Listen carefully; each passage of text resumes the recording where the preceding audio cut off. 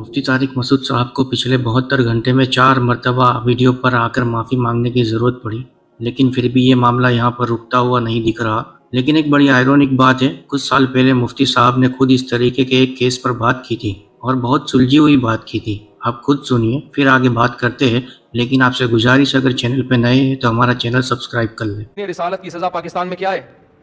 कत्ल है ना, तो जुर्म बड़ा है, सज़ा भी क्या है? बड़ी है। तो इसके लिए भी कानून ये होना चाहिए कि सबूत भी और शक व शुबहे से बिल्कुल बालातर, दो टोक और वाज़ेह लफ्जों में तौहीन होनी चाहिए जिसका कोई दूसरा मतलब ना बनता हो। इसमें जबान का लुढ़खड़ा जाना और कह कुछ रहा था निकल कुछ और गया, अगले को मौका देना चाहिए कि आप क्या कहना चाहते हैं।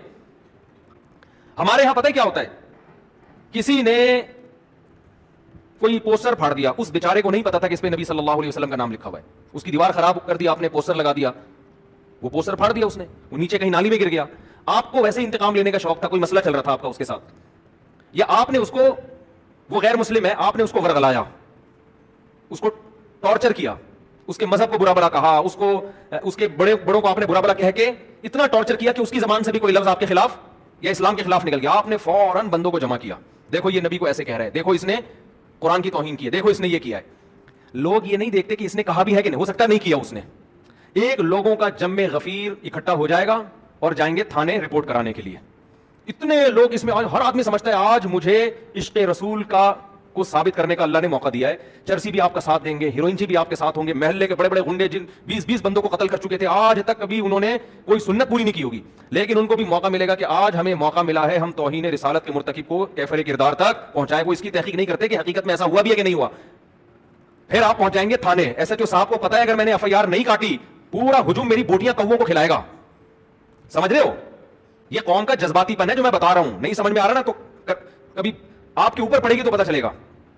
फिर जनाब एफआईआर भी कटेगी, तुम्हारा बाप भी काटेगा एफआईआर। तो फिर जब अदालत में मुकदमा चलेगा, जज को पता है अगर मैंने जेल नहीं किया तो कौम मुझे, मेरी बोटियां किसको खिलाएगी? कौवों को खिलाएगी।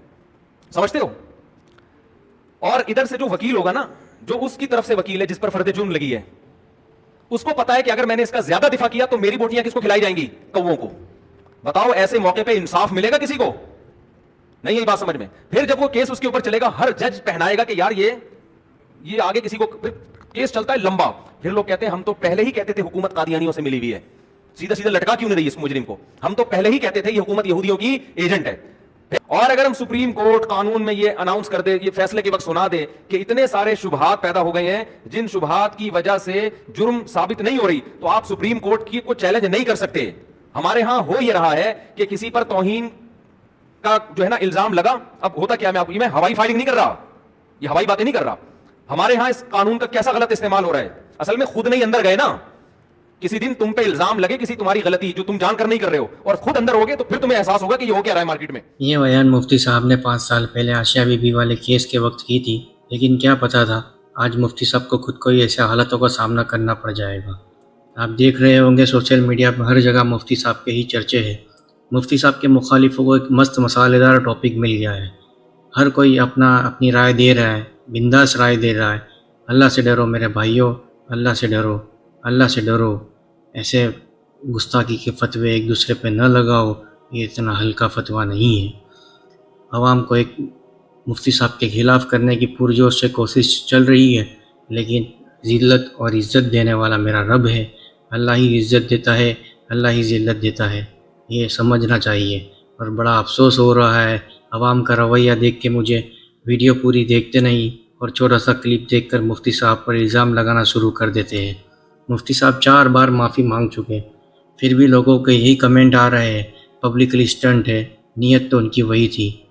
ऐसा लग रहा है मुफ्ती साहब से पर्सनल बुग्स ज़्यादती हो रही है, या कोई मुफ्ती साहब की शोहरत बर्दाश्त नहीं हो पा रही कि एक मौलाना होके इनको इतनी शोहरत मिली, इतनी इज़्ज़त मिली, इतना अच्छा इनका लाइफ स्टाइल है, वो बर्दाश्त नहीं हो रहा है।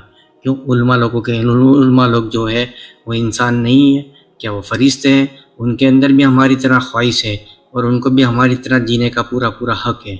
यही समझना चाहिए। लेकिन हमने क्या है, उलमा इकराम को बस मस्जिद में पड़े रहो, बस ऐसा ही समझ लिया है। तो उनकी कोई ख्वाहिशा नहीं होती, ऐसा समझ लिया है। लेकिन नहीं मेरे दोस्तों, ये सब बातें गलत है। मुफ्ती साहब दीन का एक बहुत बड़ा हीरा है, उनकी कदर कर लो। اور اللہ سے ڈرو میرے بھائیوں. ہر کسی کو آخرت میں جواب دینا ہے. اللہ ہمیں صحیح راستے پہ چلنے والا بناوے, ہمیں صحیح توفیق دے. کمنٹ میں آمین ضرور لکھ کے.